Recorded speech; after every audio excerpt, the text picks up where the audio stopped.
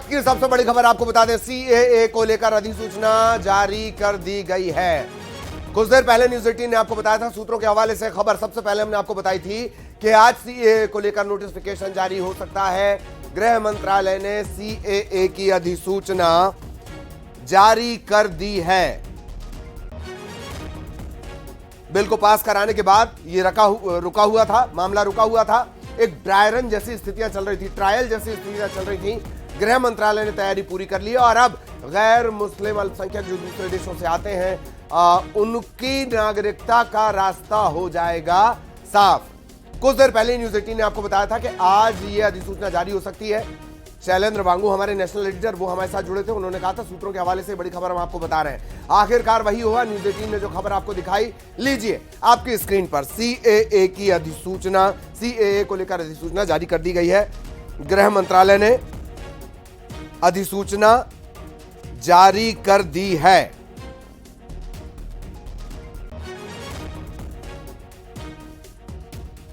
लगातार हम आपको बता रहे थे कि आज ये अधिसूचना जारी हो सकती है, आज रात तक जारी हो सकती है, कल सुबह तक, लेकिन उससे पहले ही सीएए का नोटिफिकेशन जारी हो गया है।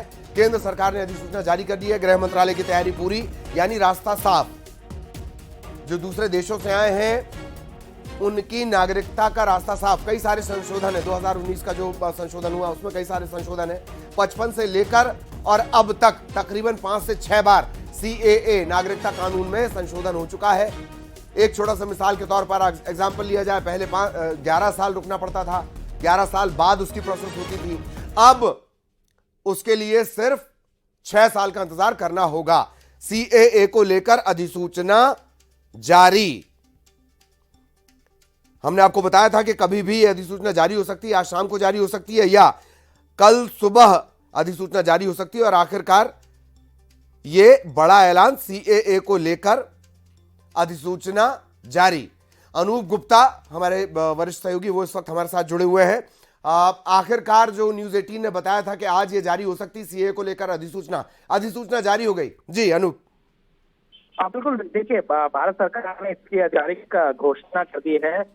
लगातार जिस बात का जिक्र हम कर रहे थे कि जल्द से जल्द लागू हो जाएगी, ये तो लागू कर दिया गया है कि आधिकारिक रूप से केंद्र सरकार की तरफ से करी गई है। देखिए बीजेपी के मैनिफेस्टो में भी 2019 में भी कि सीएए लागू, और जिस तरीके से लोकसभा चुनाव कह सकते हैं कि सर पे चलिए, आवाज की कुछ दिक्कत है, एक बार फिर हम संपर्क करने की कोशिश करेंगे अनूप से।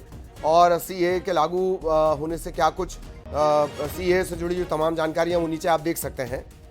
3 पड़ोसी देशों के शरणार्थियों को इसके बाद नागरिकता मिलने का रास्ता साफ हो जाएगा। अफगानिस्तान है, पाकिस्तान है, बांग्लादेश है, इसके अलावा भी देश हैं। सो हिंदू, सिख, बौद्ध शरणार्थी अब आसानी से भारतीय नागरिक बन पाएंगे। जैन, ईसाई, पारसी जो शरणार्थी हैं वो भारतीय नागरिक बन पाएंगे। अवैध तरीके से जो भारत पहुंच गए गैर मुस्लिम हैं उनको इसका लाभ मिलेगा। केंद्र के पास भारतीय नागरिकता देने का अधिकार होगा। न्यूज 18 पर एक खबर चलाए जाने के बाद यह बात भी जानकारी आई कि प्रधानमंत्री आज चर्चा करने वाले हैं और माना यह गया कि सीएए से जुड़ी ही वो चर्चा हो सकती है। हालांकि अब तक ये साफ नहीं हो पाया कि प्रधानमंत्री आज जब आएंगे तो किन मुद्दे पर चर्चा करेंगे। एक बार फिर अनूप गुप्ता हमारे साथ जुड़ चुके हैं। अनूप, जैसा कि हमने जानकारी दी थी, अधिसूचना जारी। नहीं, बिल्कुल, देखिए चुनाव सर पे है, 1 सप्ताह के अंदर अंदर चुनाव के तारीखों की घोषणा हो जाएगी। और 2019 लोकसभा चुनाव में बीजेपी ने अपने मैनिफेस्टो में भी सीएए लागू करने का वायदा बीजेपी की तरफ से की गई थी। अब बीजेपी की सरकार जब ये पूरा कार्यकाल कह सकते हैं हो रहा है, उससे पहले अगर सीएए को इम्प्लीमेंट करने की घोषणा करती है तो बड़ा कह सकते हैं कि मास्टर स्ट्रोक है, बड़ा फैसला है।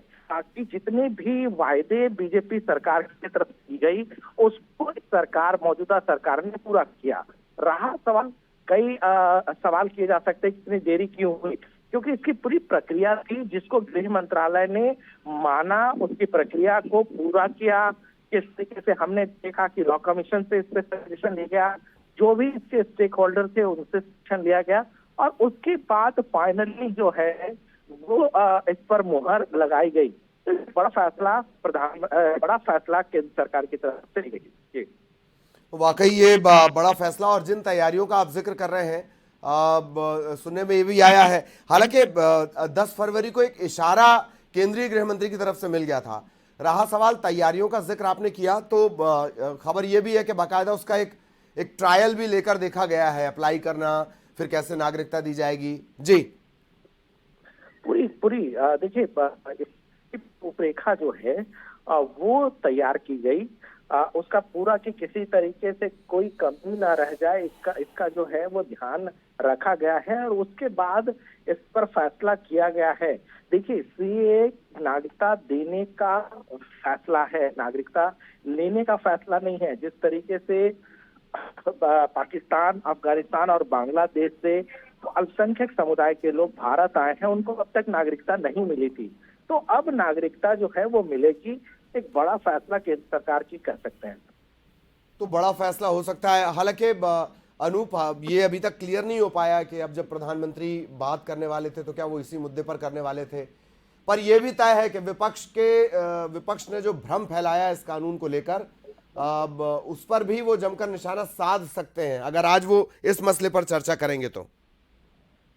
देखिए प्रधानमंत्री ने जो प्रधानमंत्री को घोषणा करना था वो प्रधानमंत्री ने घोषणा कर दी है। जहां तक सीए का सवाल है तो सीए एक बड़ा फैसला है जिसको पूरा जो दिशा निर्देश है और पूरी प्रक्रिया है उसका पालन करके एक फैसला लिया गया है। और चुनाव से ठीक पहले अगर ये फैसला लिया गया है तो एक बड़ा मतलब कह सकते हैं कि मास्टर स्ट्रोक के तौर पर इसको देखा जा सकता है।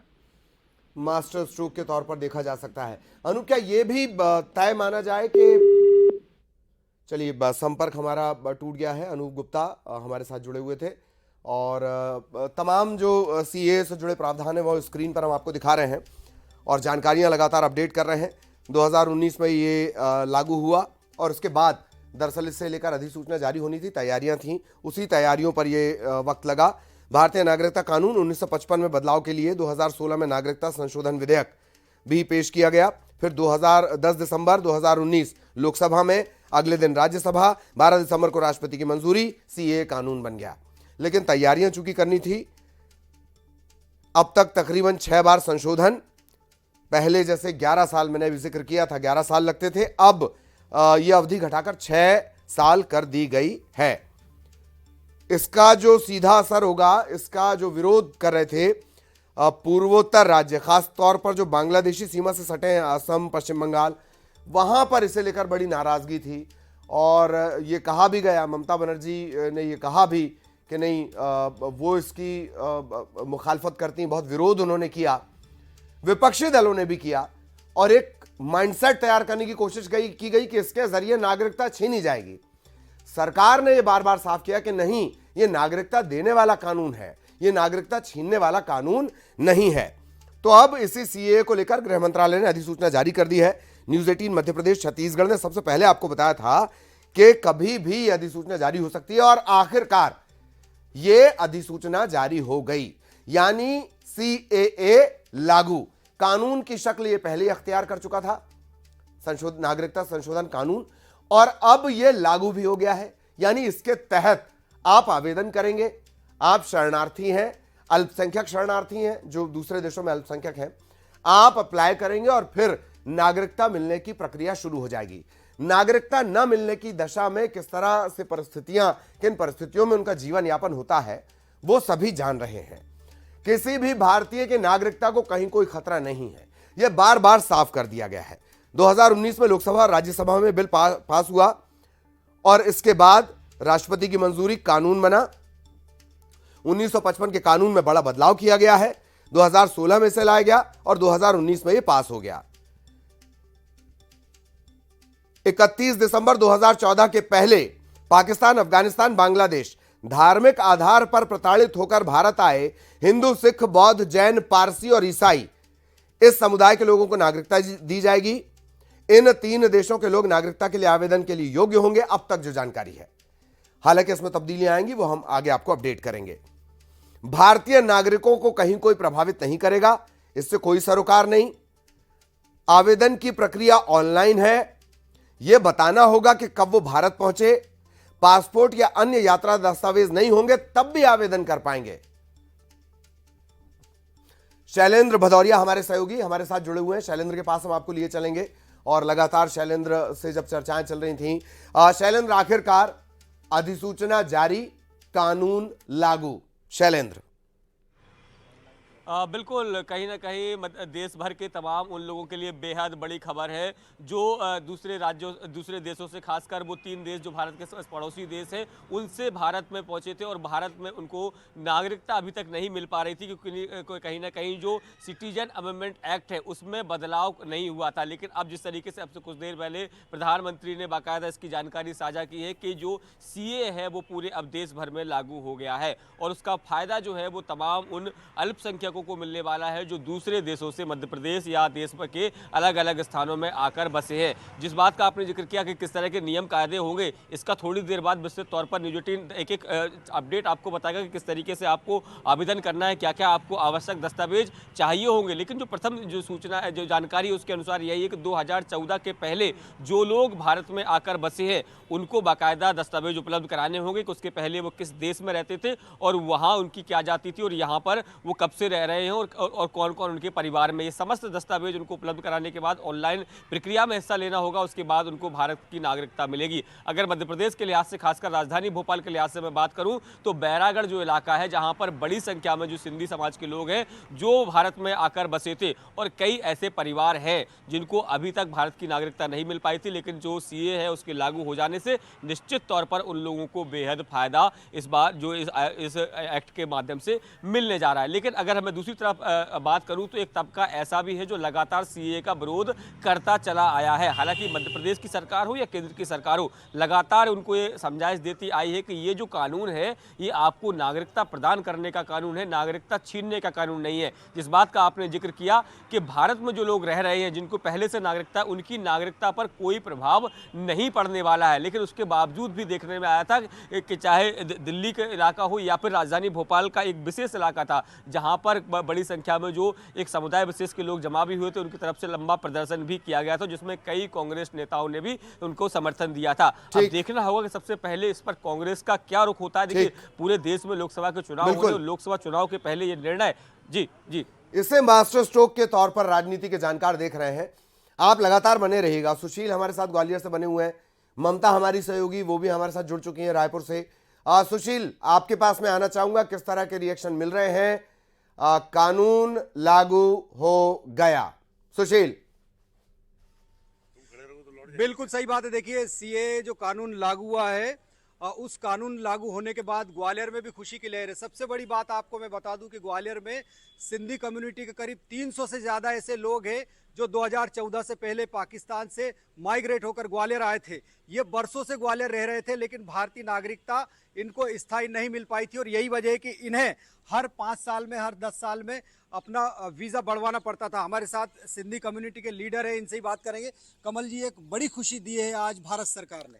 मैं भारत सरकार को धन्यवाद देना चाहता हूं और पूरे देशवासियों को बधाई देना चाहता हूं कि एक मील का पत्थर आज साबित किया मोदी जी ने।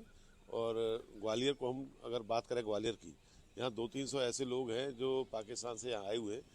कुछ लोगों की शादी यहाँ हो गई है, कुछ लोगों के रिश्तेदार में रहते थे, वो यहाँ माइग्रेट होकर आए, लेकिन वो आते थे लॉन्ग टर्म वीज़ा के आधार पर।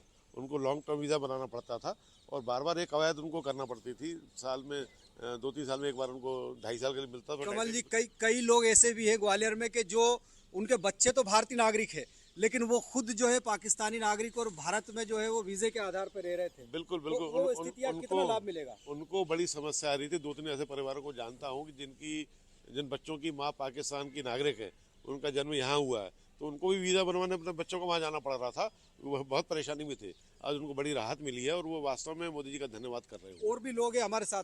भाई साहब, क्या सोचते हैं आप, कितनी बड़ी खुशी है ये? और निश्चित तौर पर कहीं ना कहीं जो अल्पसंख्यक है भारत के, जो दूसरे देशों में है, वो लोग जो है अल्पसंख्यक आएंगे तो कितना क्या लाभ उनको मिलेगा इस कानून से? सबसे पहले मैं देश की भारतीय जनता पार्टी की सरकार को धन्यवाद कहना चाहूँगा। इसमें पाकिस्तान, बांग्लादेश और अफ़गानिस्तान में रह रहे गैर मुस्लिम धर्म के लोगों को बहुत बड़ी राहत मिलेगी, उनको भारत में संरक्षण मिलेगा रहने के लिए उनको किया उससे जब अब चुनाव दहलीज पे है तो ऐसे वक्त में उन्होंने इस कानून को कह सकते हैं कि लागू करके जो वायदे किए थे उसको पूरा किया है।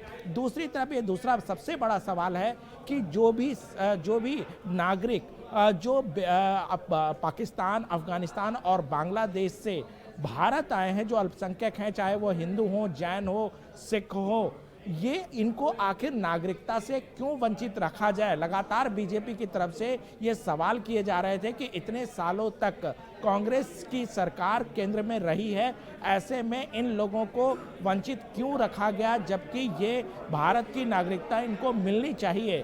तो ये बहुत बड़ा सवाल था। जाहिर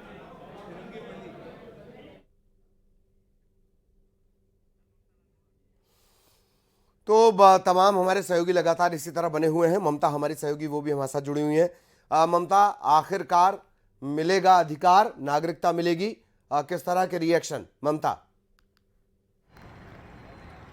बिल्कुल, देखिए केंद्र सरकार ने नोटिफिकेशन जारी कर दिया है और बांग्लादेश, अफगानिस्तान और पाकिस्तान से जो लंबे समय से अल्पसंख्यक यहाँ पर आकर रहते हैं उनके वो एक तरह से कहें कि उनको बाहरी की नज़र से ही देखा जाता है, लेकिन अब उनको नागरिकता मिल सकेगी और केंद्र सरकार के पोर्टल में वो आवेदन कर सकेंगे। और इसी को लेकर हम लोगों से बात करते हैं। एक बड़ा मुद्दा जो है वो CAA रहा है और उसको लेकर तमाम तरह की राजनीति रही है। पिछले दिनों कांग्रेस ने चैलेंज भी किया था जब ये केंद्रीय गृह मंत्री का बयान आया था कि CAA जो है वो लागू होगा आचार संहिता के पहले, तो ऐसे में कि लागू करके आप दिखाइए। कुछ लोग हमारे साथ मौजूद हैं, उनसे बात करने की कोशिश करते हैं और जानने की कोशिश करते हैं इसको लेकर क्या रिएक्शन है। देखिए, CAA को लेकर नोटिफिकेशन जारी हो गया है, यानी कि बांग्लादेश, अफगानिस्तान और पाकिस्तान से जो लोग लंबे समय से यहाँ पे रह रहे हैं, सिंधी कम्युनिटी के लोग हो या वो, उनको नागरिकता मिल पाएगी। तो उसको किस तरह से देख रहे हैं? आज रात से लागू हो जाएगी? आज रात से लागू हो जाएगी। आप कौन से सूट से आते हैं? हम महाराष्ट्र हैं, महाराष्ट्र से आए किस हैं। तरह से देखते हैं इसको? अभी इंसानियत के तरफ से तो देखना पड़ेगा, वो भी इंसान है, हम भी इंसान हैं। जी आगे तो आगे, चलो भारत अच्छा देश है, सबको संभालेंगे तो अच्छी बात है। जी, बहुत खूबसूरत बात कही आपने कि इंसानियत के नज़रिए से देखना चाहिए और वो भी इंसान है। आप किस तरह से देखते हैं लंबे समय से जो लोग अफगानिस्तान, बांग्लादेश और पाकिस्तान से रहते हैं, लेकिन उनको बाहरी के नज़र से ही देखा जाता है, लेकिन CAA आज रात से लागू हो जाएगा? यही तो मैम, अपनी कंट्री ऐसी है कि हर किसी को अपन अपने इसमें संभाल लेते हैं, लेकिन अदरवाइज दूसरी कंट्री जो है वो अपने को अपना नहीं समझती है। इसलिए अपना ही महाराष्ट्र और जो अपना देश है वो सबसे प्यारा है। जी जी। और बहुत ये है। CAA को लेकर जो नोटिफिकेशन जारी हो गया है आज रात से लागू हो जाएगा। हमारी भी वही परिचय है मैडम, हाँ। जो इनकी बात है। तो जी, आपको लगता है कि उनकी मुश्किलें दूर होंगी? हाँ होंगी ना, ये करेंगे तो हो ही जाएंगे, आप सब मिलके करेंगे। आज रात से नोटिफिकेशन जारी हो गया है, CAA लागू हो जाएगा, यानी कि अफगानिस्तान, बांग्लादेश और पाकिस्तान से जो लोग लंबे समय से यहाँ रह रहे हैं उनको नागरिकता मिल जाएगी। इसको लेकर कैसे देखते हैं? किस तरह से देखते हैं? जो लोग, बहुत सारे सिंधी समुदाय के लोग भी पाकिस्तान से यहाँ पर आके रह रहे हैं, लेकिन यहाँ की नागरिकता नहीं मिली है। हाँ, तो अब मिल जाएगी आज रात से, मतलब वो पोर्टल पे अप्लाई करेंगे। तो कैसे देखते हैं उसको? नहीं होना चाहिए, मिल जाना चाहिए। जी, क्या बोलेंगे CAA को लेकर? CAA आज से लागू हो जाएगा, रात से नोटिफिकेशन जारी हो गया, तो किस तरह से देखते हैं? नहीं, अच्छा कदम है देश के लिए। मोदी जी की नेतृत्व में मुझे उम्मीद है कि इसमें देश को काफ़ी नया एक आयाम मिलेगा। और काफी राजनीति भी हुई थी इसको CAA को लेकर। वो तो कोई भी क्षेत्र ऐसा नहीं है जिसमें राजनीति ना हो। राजनीतिक मुद्दा तो ये बनेगा ही बनेगा, लेकिन देश का इससे विकास होगा, देश में इससे उन्नति आएगी, स्टेबिलिटी रहेगी। उनको जो बाहरी, जो अल्पसंख्यक जो बाहर से आए थे, आपकी कम्युनिटी के लोग भी जो हैं वो सिख भी पाकिस्तान में रहते हैं, उनको भी नहीं मिल पा रहा था, तो आपको लगता है एक बड़ी राहत की बात है? हाँ, राहत की भी बात है। और इसमें जो भी और जो कमियां हैं वो समय रहते जो जैसी दिक्कतें आएंगी उनको जरूर राजनीतिक पार्टियां या सरकार जो है उसको मिल करके दूर करेगी, समाधान उसका ज़रूर निकलेगा। CAA को लेकर क्या कहेंगे सर? तो ये देखिए लोगों के जो रिएक्शंस हैं, उनका कहना है कि जो बांग्लादेश, पाकिस्तान और अफगानिस्तान से लंबे समय से लोग यहाँ पे रह रहे हैं उनको नागरिकता मिल जाएगी। उसके लिए वो पोर्टल में अप्लाई कर सकते हैं। CAA लागू के लिए नोटिफिकेशन जारी हो गया, उसको कैसे देखते हैं? देखिए मैडम, बांग्लादेश हो और पाकिस्तान जो भी है, यहाँ पे क्या है, सभी अपने अपने और एक ये देखते हैं, है ना। जैसे अपना बांग्लादेश में वो है मायावती, क्या बोलते हैं उसको। तो ये जो है जो लोग हैं, बिल्कुल। उनका और कहना है ममता, कि मानवता लोगों की दृष्टि से सोचना चाहिए और एक बड़ा कदम जो है वो है। बिल्कुल बिल्कुल। और मिथिलेश भी हमारे साथ जुड़ चुके हैं, इंदौर भी हम लिए चलेंगे, आपके पास भी आएंगे।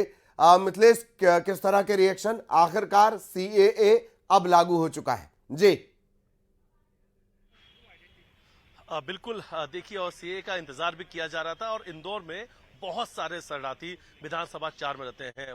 ये संख्या बहुत ज्यादा इंदौर में, और बस थोड़ी देर बाद वो तस्वीर भी, क्योंकि अब जो लोग हैं अब वो थोड़ी देर बाद राजवाड़ा पहुंचने वाले हैं, राजवाड़ा में सेलिब्रेशन करने वाले हैं, क्योंकि आज उनके लिए काफी बड़ा दिन है। और देखिए, प्रधानमंत्री ने युवाओं को संबोधित करते हुए, कुछ दिन पहले ही प्रधानमंत्री युवाओं से संवाद करते हुए ये बात उन्होंने कहा था कि सीएए को लेकर कई लोग भ्रमित हैं, युवाओं को भ्रमित किया जा रहा है, लेकिन कई ऐसे लोग हैं जो इस चीज को बहुत बेहतर समझते हैं। लोगों को समझना होगा, खासतौर पर युवाओं को समझना होगा कि ये जो अधिकार है ये आपको आपकी देश की नागरिकता देने का अधिकार है, न कि देश की नागरिकता छीनने का अधिकार है। ये चीज समझना होगा। बोले इसकी आवश्यकता क्यों आती है? इसकी आवश्यकता इसलिए थी जो लोग अपने भारत पे विश्वास रखते हैं, जो भारत के धर्म पे विश्वास रखते हैं, उन्हें भारत की नागरिकता मिल सके। ऐसे लोग जो बंटवारे के बाद पाकिस्तान में रह गए थे, उनके साथ उनके धर्म के नाम पर अत्याचार हो रहा था, बहन बेटियों को जीना मुश्किल हो चुका था, रोजाना उन्हें अत्याचार से गुजरना हो रहा था, इसलिए क्योंकि वो भारत के धर्म में विश्वास करते हैं, वो हिंदू धर्म से आते हैं, वो हिंदू पूजा पाठ पे विश्वास रखते हैं।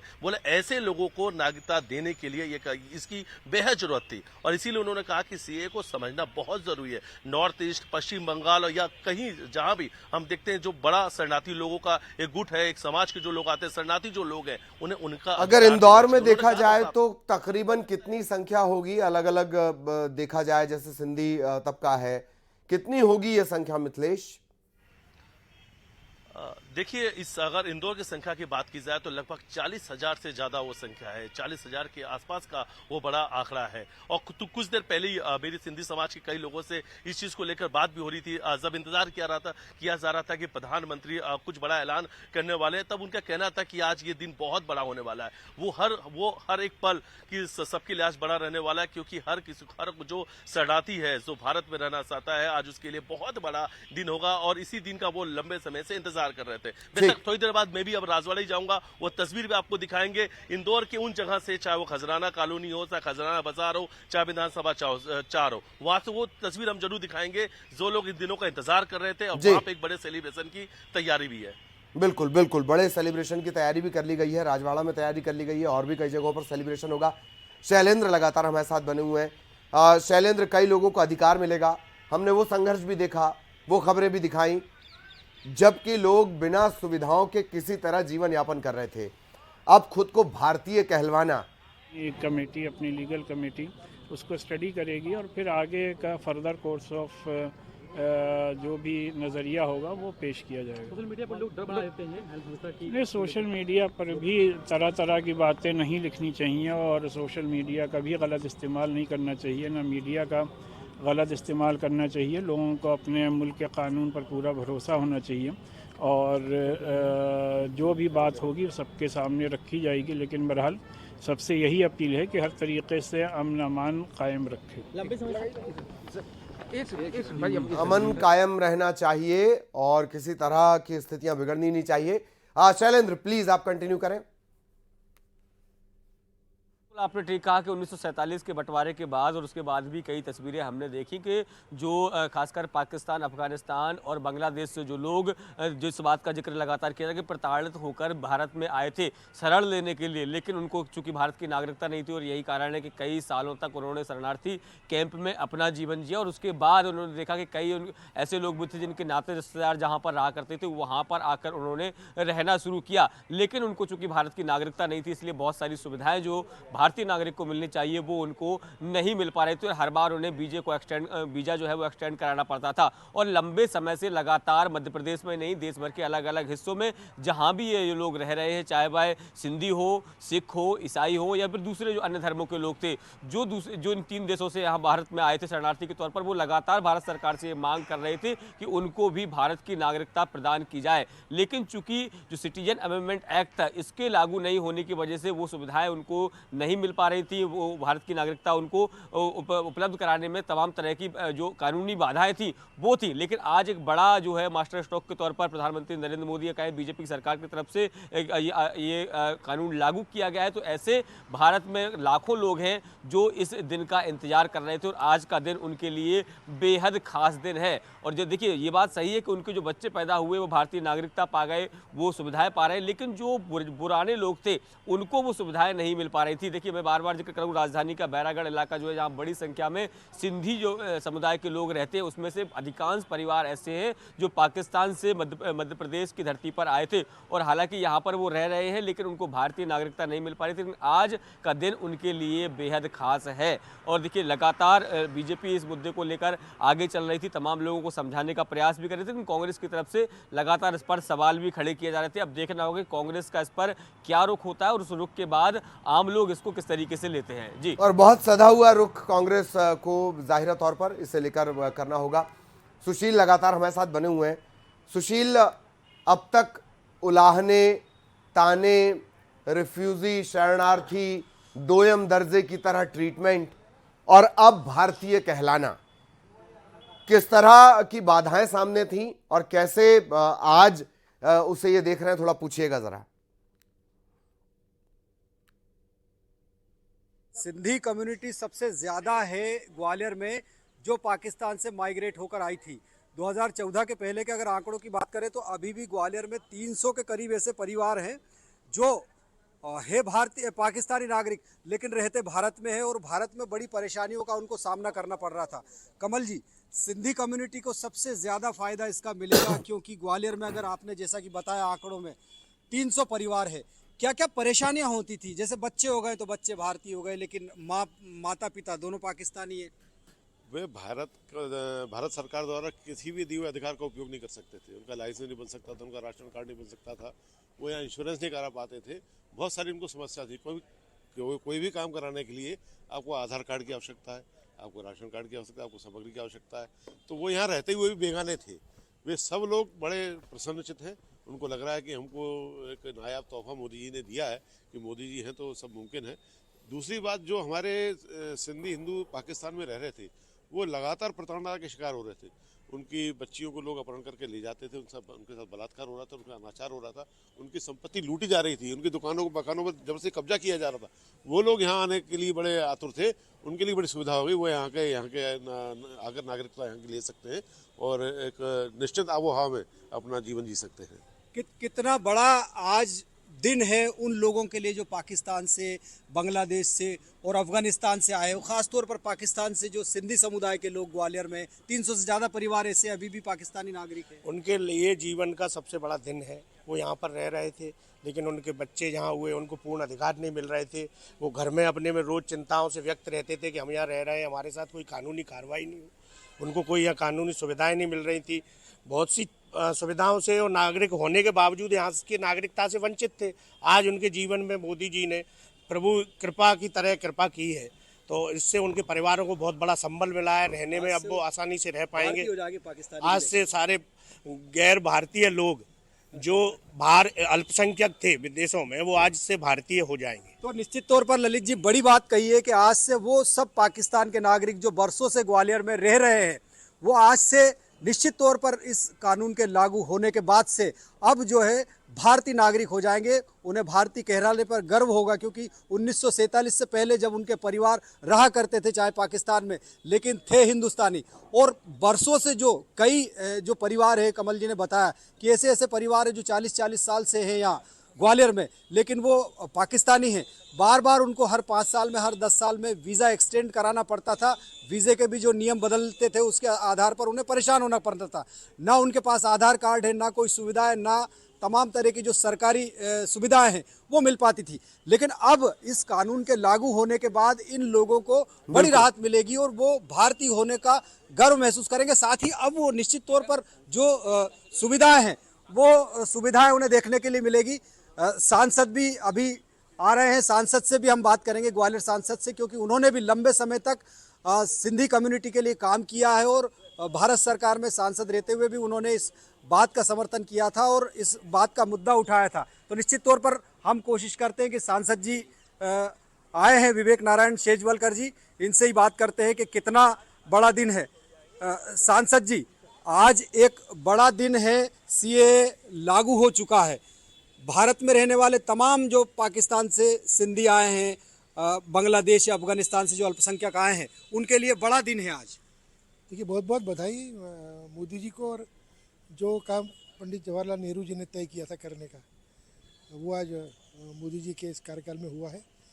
ऐसे हज़ारों जो लोग हैं जो वहाँ पर प्रताड़ित थे धर्म के नाम पर, जिनका शोषण होता था, आज उन सब के लिए मेरा मानना है कि एक सोने का दिन आया है। मेरी उनको बहुत बहुत शुभकामनाएं। उम्मीद करता हूँ अब वास्तव में वो अपना जीवन अपने हिसाब से जी सकेंगे। सांसद जी, 300 से ज़्यादा ऐसे परिवार हैं जो आज भी पाकिस्तानी थे, लेकिन अब वो जो है गर्व से भारतीय हो जाएंगे। मैंने कहा ना कि वास्तव में आज उन सब के लिए एक स्वर्ण दिवस है, और जिसकी लगभग 6-7 दशक से जिसकी इंतज़ार था, जिसका हम लोग सोच रहे थे होगा, वो आज हुआ है। मेरी मोदी जी को बहुत बहुत धन्यवाद, उन सबको मेरी बहुत बहुत बधाई। तो निश्चित तौर पर बीजेपी सांसद विवेक शेजवलकर जी ने भी कहा है कि मोदी जी ने एक बड़ा कदम उठाया है, और ग्वालियर ही नहीं पूरे देश भर के उन परिवारों को जो पाकिस्तान से, बांग्लादेश से या फिर अफगानिस्तान से अपना घर बार छोड़कर आए हैं, उन सभी जो अल्पसंख्यक है उन देशों के, उनको भारत में भारतीय नागरिकता मिलने जा रही। तो निश्चित तौर पर एक बड़ा जो है ये दिन है आज। वाकई ये बड़ा दिन है, हजार लोगों के लिए बड़ा दिन है, नागरिकता देने वाला दिन है। और हमारे तमाम सहयोगी हमारे साथ बने हुए हैं, शैलेंद्र भी नज़र आ रहे हैं, सुशील भी लगातार बने हुए हैं, ममता हमारे साथ जुड़ी हुई हैं। ममता, मैं आपके पास आना चाहूँगा। सिंधी कम्युनिटी के लिहाज से और बांग्ला कम्युनिटी के लिहाज से ये बड़ा महत्वपूर्ण हो जाएगा। कांकेर के कई इलाके हैं, लंबे अरसे से वो वहाँ से इस तरह की डिमांड्स उठती रहीं। रायपुर में कई इलाके हैं जहाँ शरणार्थियों को बसाया गया है। अब ये रास्ता साफ हो गया। ममता, बिल्कुल, देखिए अगर आप सदानी दरबार की बात करेंगे तो सिंधी कम्युनिटी के लोग जो हैं वो वहाँ पर पाकिस्तान से जत्थे के जत्थे आते हैं, और कई लोग ऐसे हैं जो यहाँ पर बड़ी संख्या में जो है वो निवास करते हैं। और कई बार ये भी बात होती थी कि उनका सर्वे किया जाए। तो अब जो है कहीं ना कहीं सिंधी कम्युनिटी जो है उसमें उनमें काफ़ी जो है वो खुशी है, और लंबे समय से वो इस बात को लेकर कह रहे थे कि भाई अगर वो पाकिस्तान में नहीं रहना चाहते, यहाँ की नागरिकता चाहते हैं, लंबे समय से वो यहाँ पर आके रह रहे हैं, उनको शरणार्थी के रूप में ही देखा जाता है, उनकी पीढ़ियाँ निकल गई हैं, लेकिन उनको यहाँ के नागरिक के रूप में नहीं देखा जाता। तो कहीं ना कहीं उनका कहना था कि ये जो है एक बड़ी राहत वाली बात होगी, और काफ़ी खुशी उन्होंने जताई। दूसरी तरफ अगर बात करें तो और भी जो लोग हैं उनका कहना था कि मानवता की बात है कि आप अगर ये जो भारत है वो ऐसा देश रहा है जिसने कभी भी किसी को संकट के समय में जो है वो अपनी शरण दी है और अपना माना है। तो कहीं ना कहीं ये जो सीए जो लागू होगा, लेकिन वो इस मामले में एक बड़ा कदम होगा। दूसरी तरफ हालांकि उनका ये भी कहना था कि जो कुछ संशोधन करने की बात कही जा रही थी उस पर भी विचार करने की जरूरत है। जी वाकई, और लंबे चौड़े आंदोलन भी छत्तीसगढ़ में हुए हैं कई। हालांकि वहाँ का एक और समीकरण भी है, जो बांग्लादेश से आए हैं उन पर तरह तरह की बातें, जो इल्ज़ाम है उस तरह के लगते रहें। और लगातार अपडेट हम आपसे लेते रहेंगे, लोगों के रिएक्शन लेते रहेंगे। लेकिन इस वक्त लोकसभा चुनाव से जुड़ा बड़ा अपडेट आपको बता दें। बीजेपी की केंद्रीय चुनाव समिति की बैठक, सीएम डॉक्टर मोहन यादव दिल्ली पहुंचे हैं। सीईसी की बैठक में वो शामिल होंगे। मुख्यमंत्री के अलावा प्रदेश अध्यक्ष वीडी शर्मा, संगठन मंत्री हितानंद वो भी मौजूद हैं। प्रधानमंत्री की अध्यक्षता में ये बैठक होगी, और माना जा रहा है कि मध्य प्रदेश के जो 5 सीटें होल्ड हैं उस पर आज उम्मीदवारों के नाम सामने आ सकते हैं।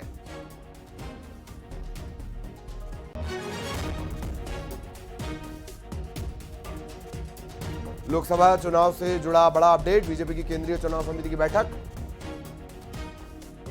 सीएम डॉक्टर मोहन यादव दिल्ली पहुंच चुके हैं। 5 सीटें होल्ड हैं। माना यह जा रहा है कि वो जो 5 सीटें हैं उन पर ऐलान किए जा सकते हैं। इसमें धार है, छिंदवाड़ा है, उज्जैन है, जहां अलग अलग पेंच फंसे हुए हैं उनको लेकर ऐलान नहीं किया गया था। बाकी मध्य प्रदेश और छत्तीसगढ़ दोनों जगह पर बीजेपी ने स्थिति साफ कर दी है। 5 सीटें जो होल्ड थीं उन्हें लेकर मंथन भी हो सकता है और नाम भी आज सामने आ सकते हैं। क्या वो संभावित उम्मीदवार हैं वो हम लगातार आपको बता रहे हैं। कौन से चेहरे आपको नजर आएंगे, तो अब इंतजार किया जा रहा है।